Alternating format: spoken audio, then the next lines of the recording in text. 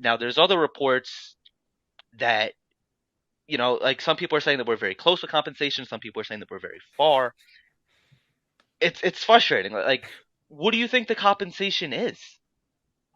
So I'm glad you brought that up because that's a very important aspect where both Hmm. teams may not have the greatest quote unquote leverage. The Packers have way more to lose. Exactly. Right.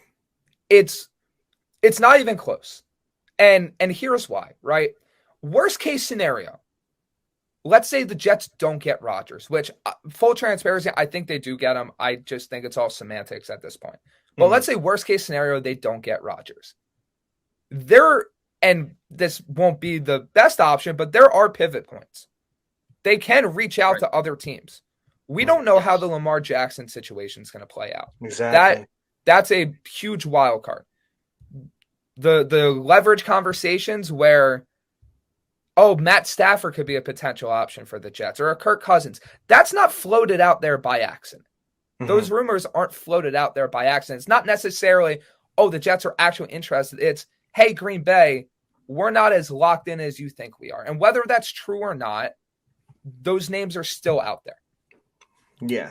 Green Bay, which, if we're not even considering Rodgers' cap hit on their roster, which is one of the biggest points that would affect them, he would blow up that locker room Yes. because if Rodgers retires, they're paying his entire salary, and that is Exactly. a very big contract. If he goes back, they already said they want him gone. There's no way they're going to start him over Love, and if he does, guess what? Jordan Love's requesting a trade right after that, and the Packers would be in such a bad predicament where it's not even just, oh, we have a Rodgers issue. The entire league's going to see how they're handling this situation.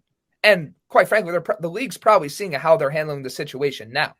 You have Oh yeah. Lazard that kind of threw shade at them in his free agent introductory press conference. You've had Rodgers go on McAfee and basically talk about the entire situation.